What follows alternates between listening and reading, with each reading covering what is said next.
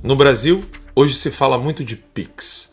As pessoas estão preocupadas com transações porque elas estão preocupadas com questões econômicas. Eu não tiro a razão dessas pessoas. É escondido delas o fato de que elas não podem se proteger e que o Estado é o culpado disso. E quando eu falo Estado, é o poder executivo com anos de PT, o poder legislativo com a elite que domina o Brasil, o Centrão, e o poder judiciário, com uma agenda bem clara. A Agenda 2030, uma agenda socialista interna, própria da América Latina, e interesses em manter-se no poder, com um medo extremo de ser regido pela vontade popular. Durante anos, os comunistas tentaram assumir o poder em vários países, na Europa, nos Estados Unidos e na América Latina, porque a Ásia já estava toda sob o controle deles. A China, a Coreia do Norte, a Rússia. Todos esses lugares já estavam dominados pelos comunistas, então faltava a Europa e faltava a América do Norte. A América Latina, na década de 60 e 70, sofreu vários ataques de grupos terroristas que atuaram de modo absolutamente criminoso para tomar o poder. Algumas respostas foram dadas no Chile e no Brasil, mas isso não durou muito tempo. Os comunistas mudaram de estratégia e pensaram duas vezes antes de atuar como eles estão fazendo hoje em dia. Após alguns anos de mudança de estratégia, sobretudo após a perestroika na Rússia, a abertura, o fim do muro de Berlim, os comunistas mudaram completamente de estratégia e decidiram então que agora eles precisavam dominar as mentes e os corações. Eles precisavam então dominar as igrejas, dominar as nossas escolas. Abandonaram os atos criminosos de terrorismo e passaram então a dominar as nossas instituições.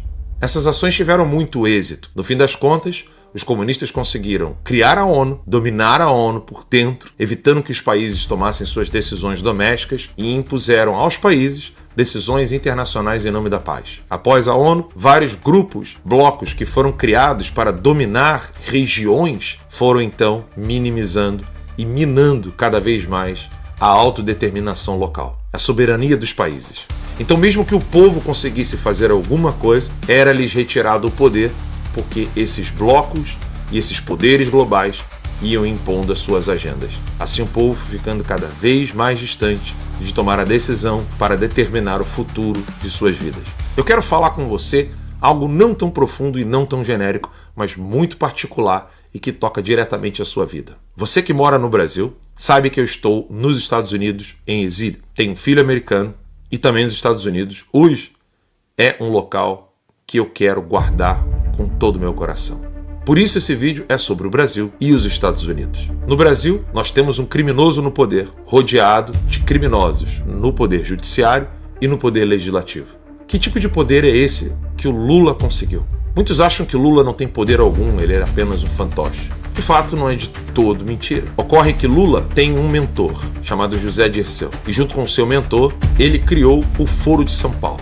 Lula e Fidel Castro criaram o Foro de São Paulo, mas a mão que organizava tudo na América Latina era o terrorista José Dirceu, um homem que sequer pode pisar em território americano. José Dirceu, para quem não sabe, protagonizou um momento muito importante na história entre Brasil e Estados Unidos. Afinal de contas, ele só está liberto porque sequestraram um embaixador americano. As pessoas responsáveis pelo sequestro também não podem pisar em território americano. Passados muitos anos após o episódio do sequestro, hoje, Dirceu continua atuando como a mão que está por trás de Lula.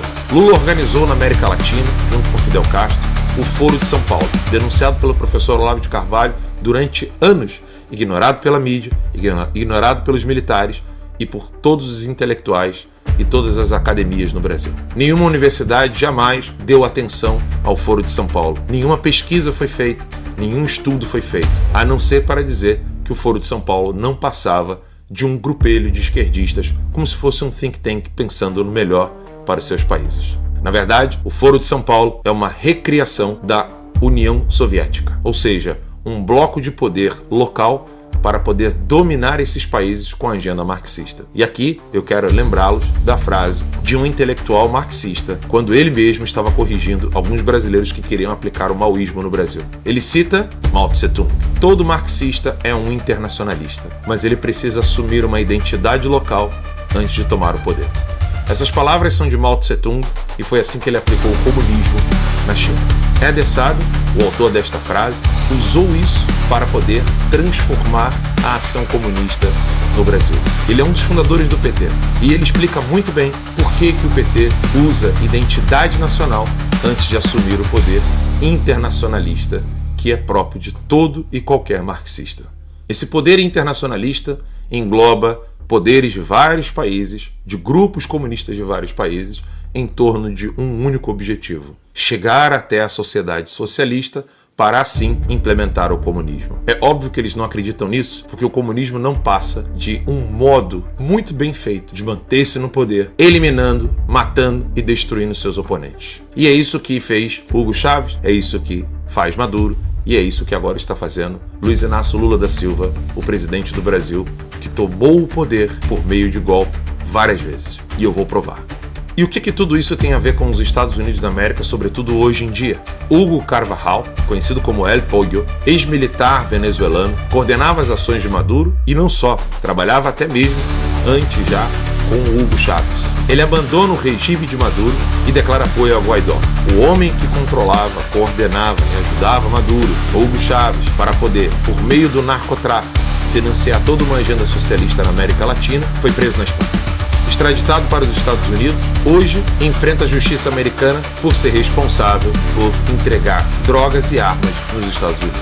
A acusação é tão séria que ele mantém-se encarcerado e quase ninguém sabe o que ele realmente falou para a justiça americana. O que ele disse para as autoridades espanholas até agora não foi liberado integralmente. O silêncio em torno de Carvajal é ensurdecedor. Esse homem é a peça crucial para entender o que de fato fez com que o Foro de São Paulo conseguisse tanto dinheiro junto com o narcotráfico para implementar várias agendas socialistas e comunistas na América Latina, sobretudo fraudando eleições e conquistando juízes, desembargadores, como já confessou Fernandinho Beiramar em uma matéria do jornal R7. Quando eu deixei o Brasil para cobrir as eleições em 2020, não tinha planos de ficar nos Estados Unidos. Pelo contrário, a minha empresa estava no Brasil e queria apenas expandir o Terça Livre nos Estados Unidos. Isso não foi possível porque uma das denúncias que fiz foi sobre escutas telefônicas foram realizadas em Brasília para poder saber o que o então presidente Jair Messias Bolsonaro iria fazer. Essas escutas envolviam a Embaixada da Coreia do Norte, a Embaixada da China e membros do Judiciário brasileiro.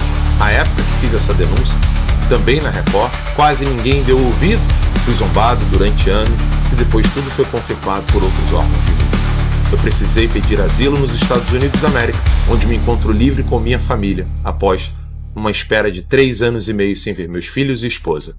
E para quem acha que eu vou me calar, vou parar, vou descansar e curtir a vida nos Estados Unidos, está muito enganado. Agora, mais do que nunca, eu quero levar ao presidente Donald Trump e toda a sua equipe qual é a ligação que existe entre Carvajal e Lula. Porque o Carvajal chegou a denunciar na Espanha que Lula foi financiado por Maduro com dinheiro do narcotráfico. E recentemente, Trump decretou que os grupos de narco-guerrilha no México são grupos terroristas. Em breve isso não será diferente na América Latina e todos os grupos terroristas que estão atuando na América Latina serão declarados como tal. Lula, financiado por terroristas, apoiado por terroristas, um homem que diz que o Estado de Israel é um Estado genocida, é aplaudido por Hamas, Hezbollah, cujo vice-presidente foi ao Irã ao lado de todos os terroristas que a mídia tenta ocultar, será desmascarado e tratado como tal. Para quem pensa que eu vou curtir a vida na América, eu tenho um recado. Vocês não têm ideia com quem estão lidando. E o Washington vai saber.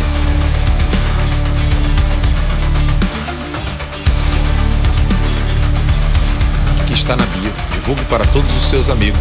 Vamos fazer esse documentário. Sacudir o Brasil.